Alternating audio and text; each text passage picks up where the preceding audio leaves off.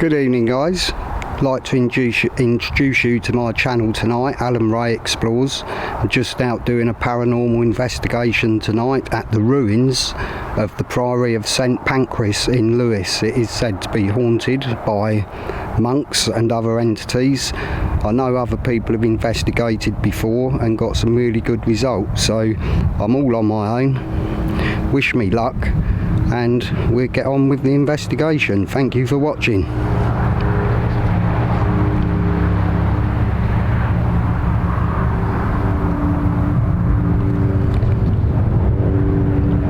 So we'll have a little look around.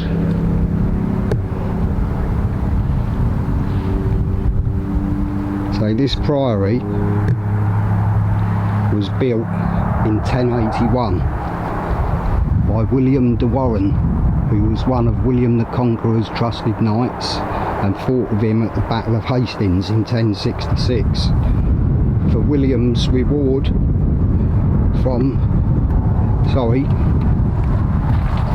William de Warenne's reward from William the Conqueror, bit confusing, bit of a tongue twister, but never mind, was a vast sum of money, to which William de Warenne went and built Lewes Castle and this Priory of St Pancras in Lewes. The priory was built for Cluanic monks, and it was the first Cluanic priory in Britain, and it was the most highest respected priory in Britain as well. So there is quite a bit of the remains that are left. Unfortunately, King Henry VIII in the 1500s had all the religious buildings pulled down, including this place, and this is all that's left of it. So this is just a little walk around to start with a little bit of history. In 1264 was the Battle of Lewes between Henry III and rebel barons led by Simon de Montfort. Simon de Montfort's army won the battle, and they come down to this priory where the king had retreated to, and that's where he surrendered, and he was forced to sign the Mise of Lewes, which was the first ever form of a parliamentary document in this country. Right, enough of the history lessons. Just want you to see a model of what this priory actually looks like back in the day, which is just over here to my right. You can't make it out because I'm too far away, but over there is the remains of the first church that was on the site.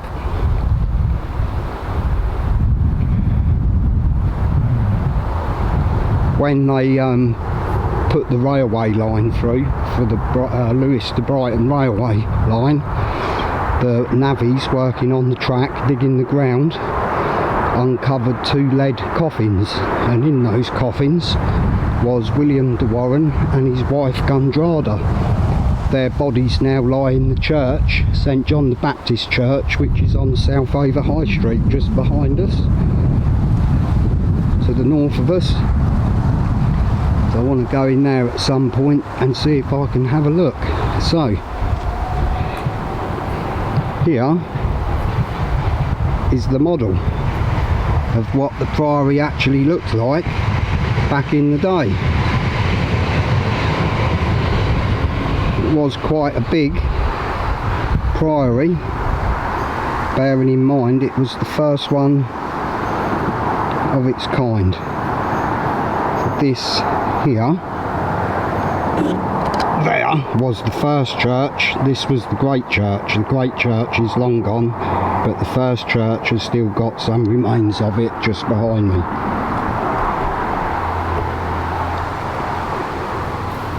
So nearly finished with a history lesson. Let's have a little walk.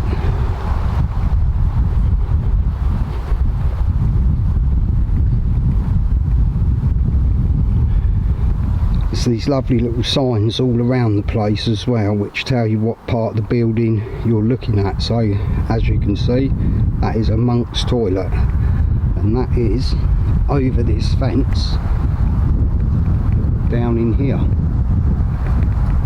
You can just see the little bits where the monks sat, and behind them is the sewer where all their waste was washed away through a freshwater stream. There's also some little doorways down in there. You see the arches around them? That's where the doorways that led into the toilets and back into the Priory, the main building, which is all under this big grass bank that I'm standing on.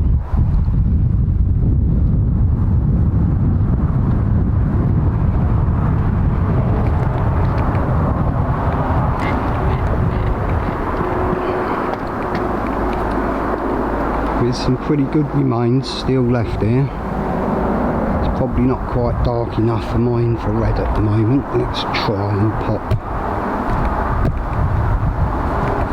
a bit more light on.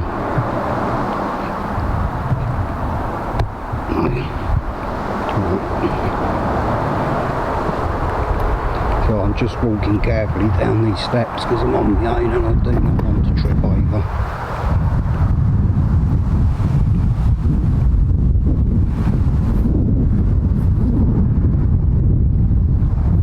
So these are the remaining little steps up this tower that are left here.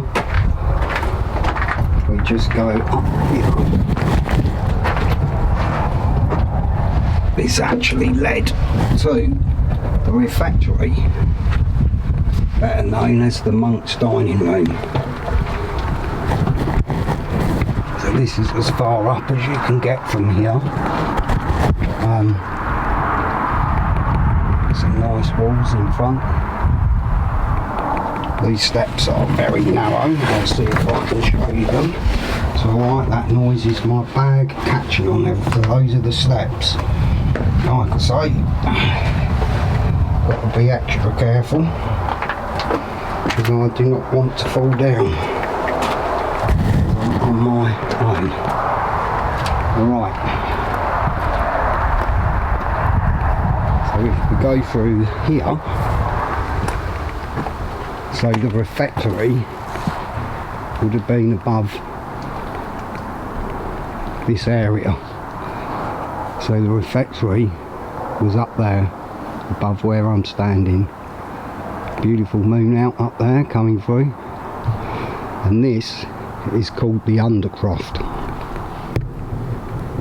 which is said to be haunted by a black monk.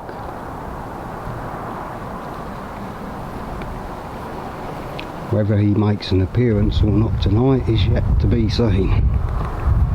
I think something is interfering with my camera at the moment.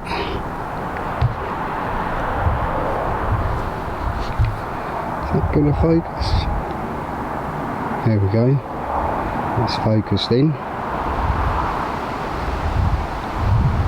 A little look along here.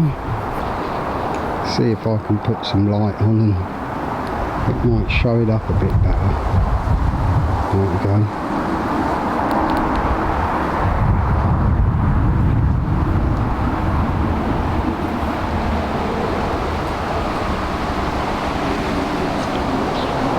Beautiful windows that still remain. Yeah, with the little arches still on them. So this would have been the inside looking out of these windows.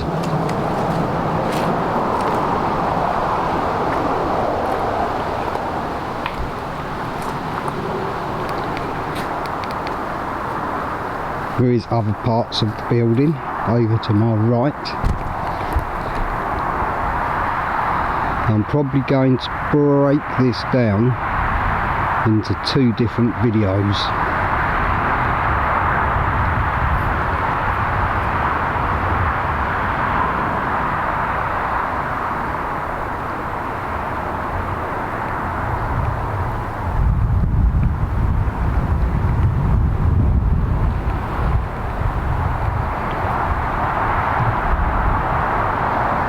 gone out of focus yet again.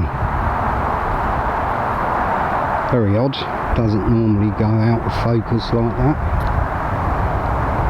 I did come for a site visit this morning here and put my spirit talker app on.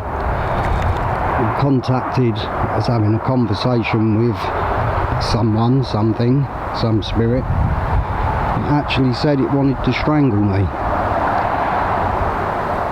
and that I was his, and he would strangle me tonight. Now, how he knew I was planning on coming back here tonight is anybody's guess, but I hope we don't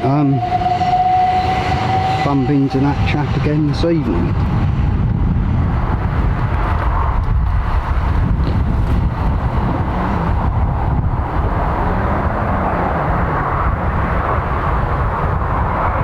Pretty scary on your own around here at night. I'll get some equipment out in a minute and do a bit of calling out.